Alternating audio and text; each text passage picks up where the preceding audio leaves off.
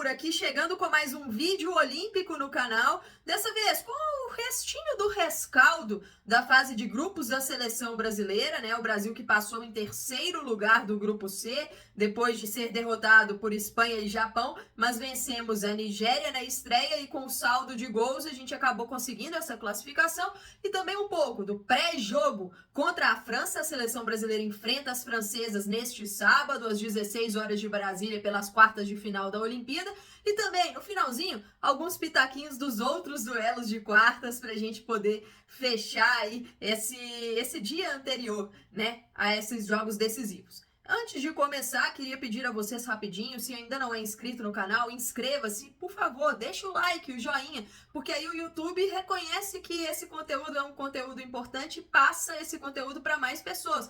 E você também pode, se for possível, compartilhar com outras pessoas para que elas conheçam também o canal, ative o sininho, as notificações, para não perder nenhum conteúdo aqui.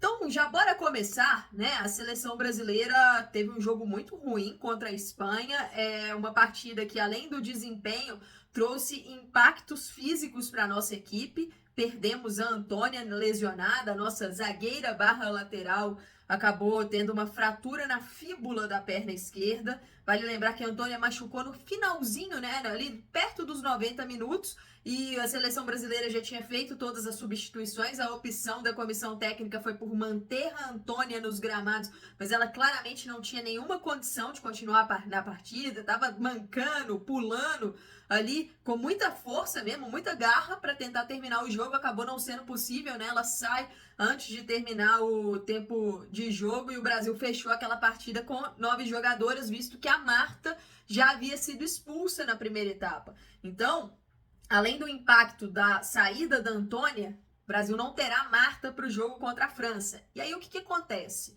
Sem a Antônia, uma das nossas suplentes acaba entrando de forma definitiva na lista, né? Aí imagino eu que a Lauren acabará entrando. Lauren que fez um grande jogo contra a Espanha.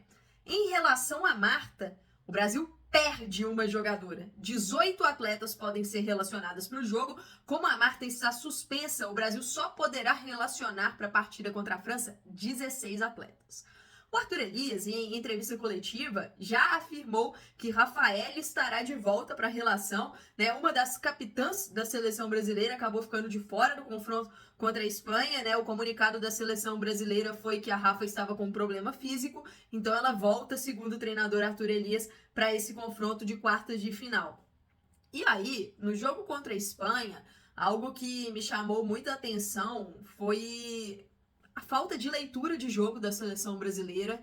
Jogadoras e comissão técnica, não acho que o plano de jogo deu certo, especialmente, né, a questão da marcação individual da Yaya na Pátria por boa parte do jogo, e quando a Aitana entrou, seguiu essa marcação individual, mesmo com a seleção brasileira estando com uma atleta a menos.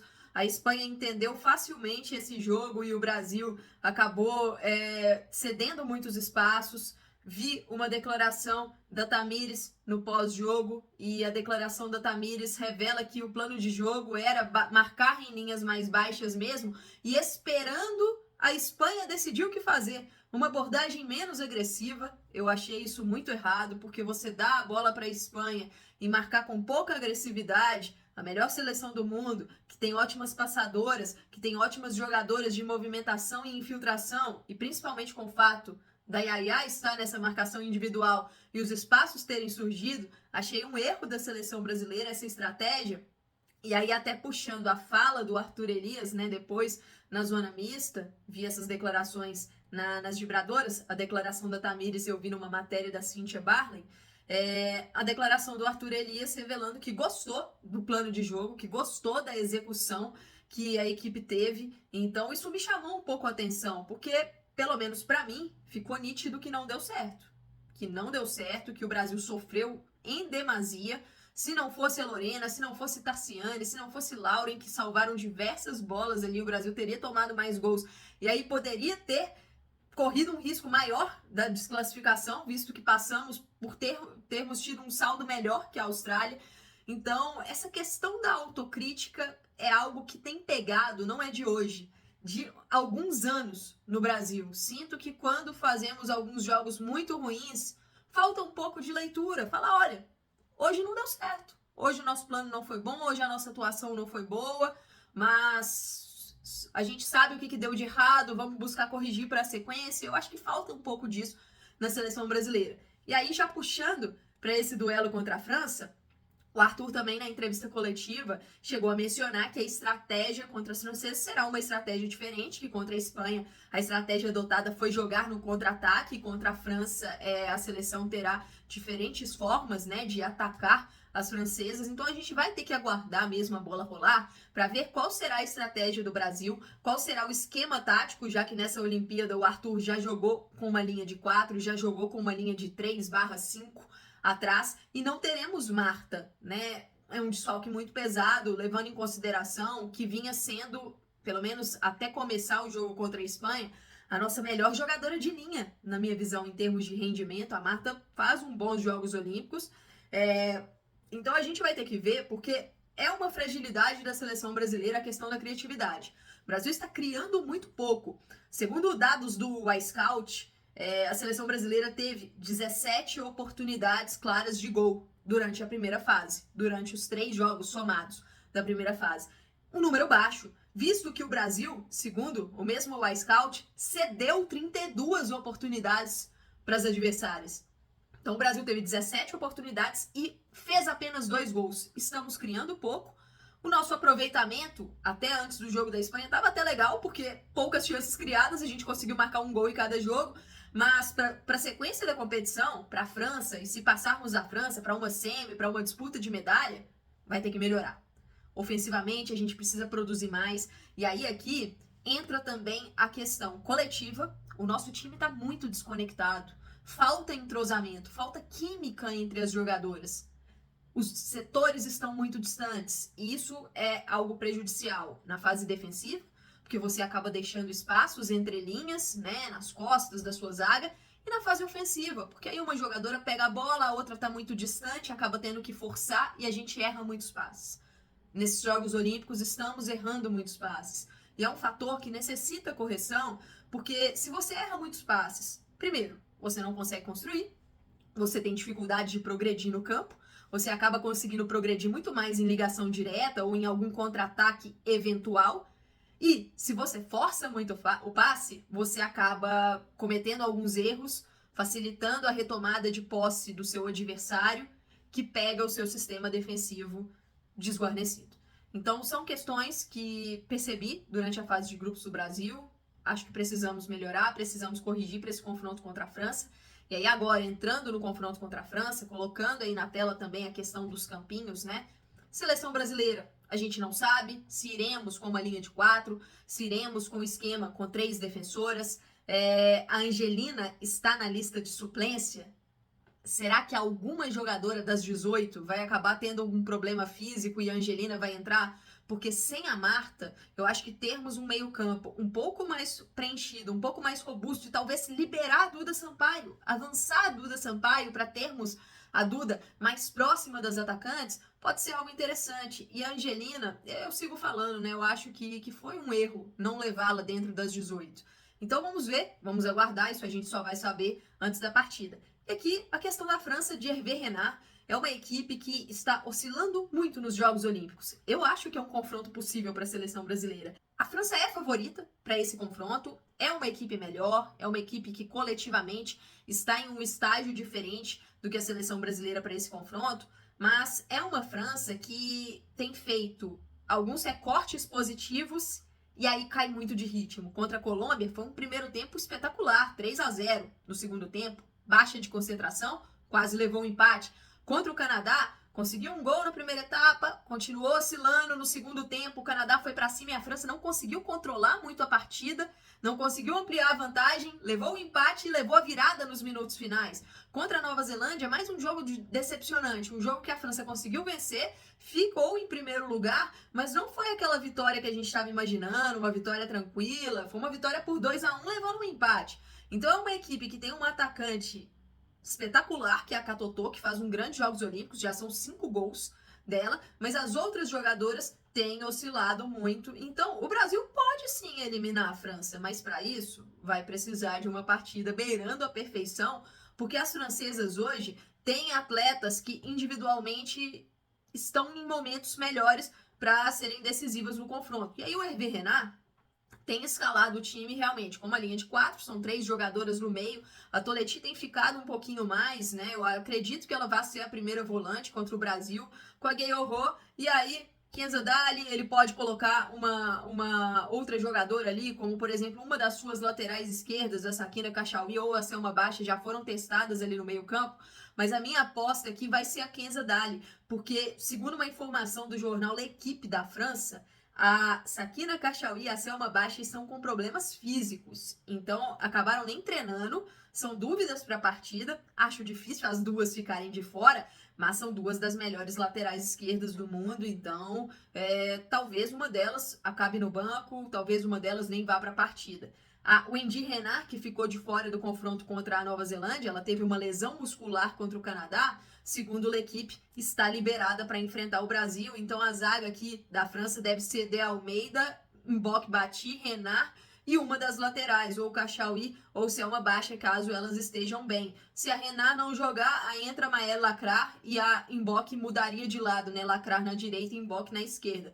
No ataque, a Diani foi reserva no confronto contra a Nova Zelândia, mas eu aposto em Diani titular aqui, acho que vai ser Diani, Cascarino e a Katotô.